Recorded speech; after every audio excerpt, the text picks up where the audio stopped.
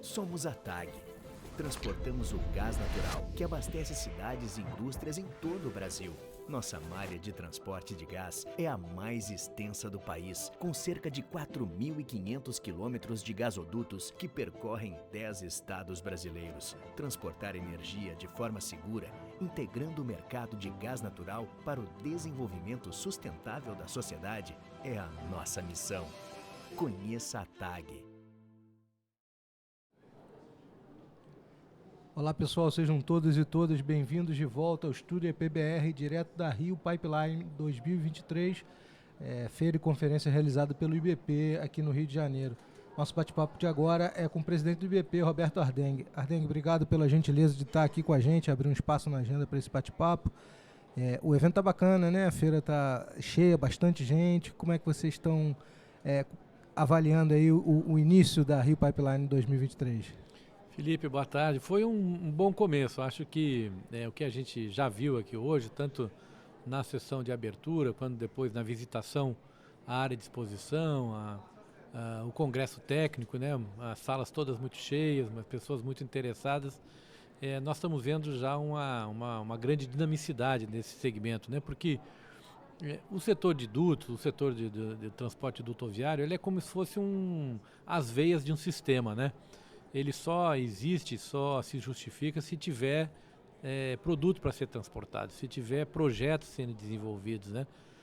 Não existe projeto de petróleo e gás sem duto e não existe duto sem petróleo e gás, né? Então, o que a gente está vendo aqui é um sinal de que esse nosso segmento ele está em expansão, né? Infelizmente o Brasil tem uma condição hoje muito favorável, né? Tanto na produção de petróleo quanto de gás natural e isso está sendo refletido aqui hoje no primeiro dia da Rio Pipeline. A gente bateu um papo um pouco antes com o diretor da Petrobras, diretor de comercialização e logística, e ele estava falando exatamente sobre como o setor de dutos pode trazer competitividade para todos os produtos e até para os novos produtos que o mercado e que o setor está trazendo. Como é que vocês estruturaram essas discussões, Ardenghy, aqui no evento e como é que vocês enxergam a importância do crescimento do setor de dutos para o mercado brasileiro de óleo e gás? Veja, Felipe, o transporte de qualquer produto no modal dutoviário talvez seja a maneira mais eficiente de você transportar qualquer produto líquido, né? Então, quando você tem a oportunidade, quando você tem a justificativa econômica para colocar um modal dutoviário, seja trazendo petróleo de uma plataforma offshore para uma unidade de processamento em terra, seja você pegando as diversas correntes de uma refinaria e levando isso para o interior do Brasil, a vantagem econômica e ambiental é gigantesca, né? Você veja a irracionalidade de uma operação na qual um distribuidor de gasolina, por exemplo, de Sinop, no Mato Grosso, manda o caminhão dele para a refinaria de Paulínia, em São Paulo, que são 1.200 quilômetros, 60 mil litros que transporta um caminhão grande de combustível para carregar diesel ou gasolina. Então ele anda 1.200 para cá, 1.200 para lá, né? Para levar 60 mil litros. Ora, isso não é nada dentro de um duto, né? É uma gota no oceano. Então isso, o transporte dutoviário, ele tem essa questão da eficiência, ele tem essa questão da segurança operacional, né? Porque você diminui enormemente a possibilidade de risco, né? E de acidente. E ele tem também essa pegada ambiental de você tirar o caminhão, tirar a emissão de um motor a diesel, né? Da emissão brasileira e das estradas brasileiras que já são tão penalizadas pelo transporte de outros produtos, né? Então, sob todos os aspectos, né, o transporte dutoviário tem essa característica de agregação e de aumento, né, da eficiência, né? Um dos grandes problemas que nós temos no Brasil, e aí tem muita gente, que eu sempre falo isso, né, as pessoas muitas vezes reclamam do preço da gasolina e do diesel na bomba, né? E muitas vezes as pessoas ligam o preço da gasolina e do diesel na bomba exatamente à questão do preço internacional, quanto é que aumentou o barril de petróleo, portanto vai aumentar a gasolina e o diesel no Brasil. Mas nós temos também um lado da ineficiência, né? da baixa produtividade, né? Então, quando você consegue melhorar a eficiência do transporte, isso é redução de custo na veia e, portanto, pode ser perfeitamente repassado ao consumidor, né? Então, uma gasolina e um diesel que seja transportado por duto lá na fronteira agrícola brasileira, ela vai chegar muito mais barata para o consumidor final, portanto, diminuindo o custo de um importante insumo para o dia a dia do nosso cidadão, né? Essa é uma discussão fundamental hoje, a questão de eficiência e que vai reduzir pegada de carbono, que é uma discussão que está aí em toda a indústria, e eficiência tem que caminhar junto com isso. Você mesmo falou da decisão de investimento num duto. O que a gente precisa, Ardeng, hoje no país para aumentar? A gente historicamente é um país com... quando a gente olha o mapa dos nossos vizinhos aqui, são países cortados por dutos e a gente tem uma malha ainda pequena para o tamanho do país que a gente tem. O que a gente precisa como país para aumentar essa malha? Dá para dar um indicativo? Dá. Sem dúvida dá, e eu acho que nós já temos bons exemplos de empresas que estão olhando esse mercado com outra visão, né?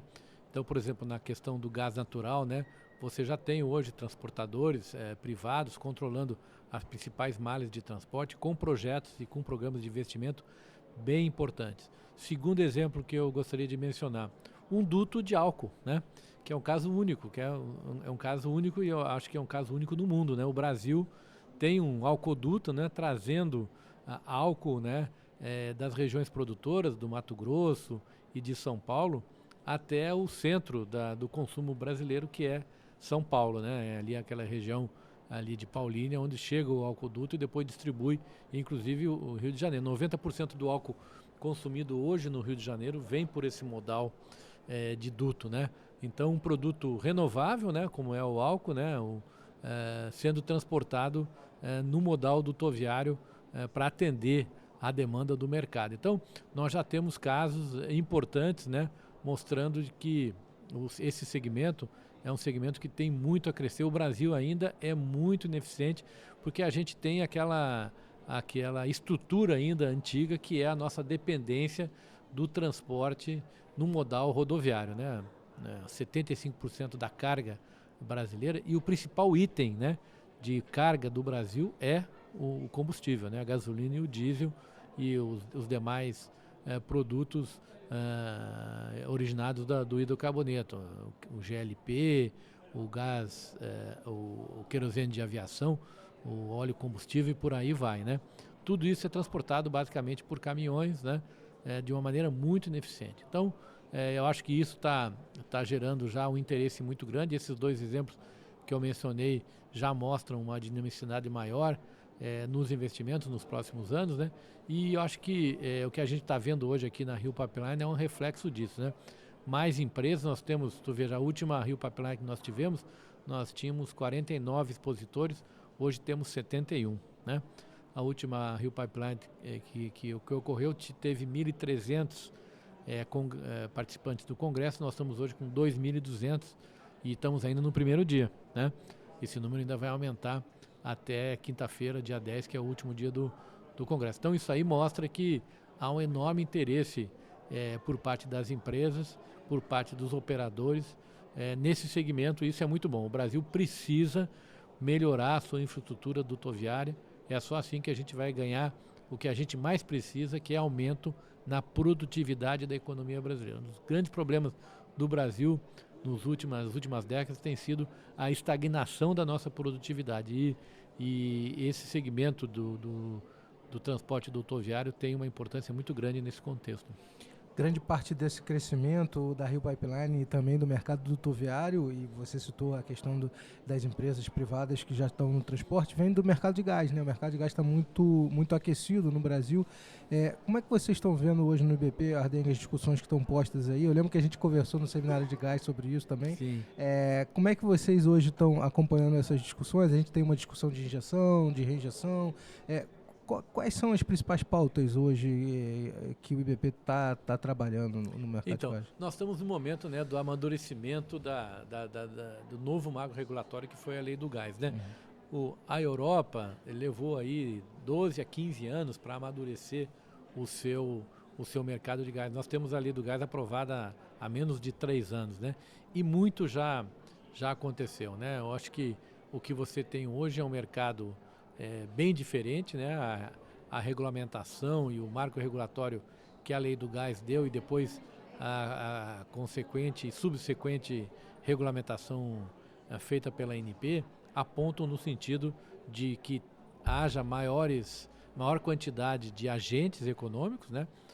Hoje já o mercado já é bem desconcentrado, em alguns lugares chega aí a quase metade do mercado hoje com pluralidade de agentes. Isso se reflete na quantidade de contratos, né, que estão sendo assinados, também muito diferentes em prazo, em condições, em cláusulas take or pay e também em valor, né?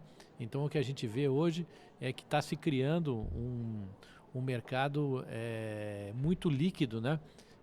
Para você contratar. Então uma empresa industrial que tem uma característica própria de consumo de gás, que seja um consumo que varie durante a época do ano, vamos dizer uma empresa que no final do ano, porque produz alguma coisa ligada às festas de final do ano, tem que aumentar muito o consumo de gás, porque tem que produzir mais, mas durante o ano o consumo é menor, ela hoje pode encontrar oportunidades de atender essa necessidade com a flexibilidade necessária, que é isso que os mercados mais maduros fazem, né? Os contratos se adaptam à demanda do cliente, né? O que a gente chama da demanda firme, demanda flexível, né? Demanda que tenha uma característica específica, que você possa usar um momento de gás. Nós temos um desafio no Brasil, né? É que o Brasil tem essa questão da dependência nossa da geração térmica via a hidroeletricidade, né? Então, quando você tem uma situação de seca, especialmente na região central do Brasil, que diminua a capacidade da geração por meio da geração hídrica, você precisa usar o gás como backup, e aí o gás inclusive tem prioridade, evidentemente, porque ninguém quer ficar sem eletricidade em casa. Então isso gera um desafio, mas que pode ser compensado com essas alternativas contratuais e também com uma coisa que também tem a ver com a indústria de duto, que é a questão da armazenagem, né? De você, como tem em mercados maduros, como é o caso do Canadá, na Europa. Você veja por que a Europa conseguiu se safar de maneira bastante eficiente da crise do gás natural da Ucrânia, né? Quando houve o rompimento dos contratos com a Rússia, que fornecia 2/3 do gás que chegava na Europa, a Europa rapidamente ela se estocou de gás, né? Aí você fala, estocar de gás sim, porque a Europa tem estruturas que onde você pode colocar o gás no subsolo europeu e deixar o gás lá guardado para quando você precisar, especialmente durante o inverno. Ora, no Brasil nós não temos ainda essa opção, mas já há empresas interessadas. É um caminho natural, né? É um caminho natural e vai usar muito duto, né? Duto para armazenar, duto para puxar esse gás de volta para o mercado. Então, são coisas que vão ajudar muito esse setor. Legal. Artem, queria agradecer mais uma vez você pela gentileza de abrir um espaço na agenda e bater esse papo aqui com a gente. Obrigado. Obrigado, Felipe. Foi um prazer aí e estamos muito otimistas com mais nosso evento aí, a Rio Pipeline 2023. Obrigado. Obrigado a você que está assistindo a gente pelos canais da EPBR. Continue acompanhando toda a cobertura da Rio Pipeline 2023 pelas nossas redes sociais. Se inscreva nos nossos canais e não perca nada.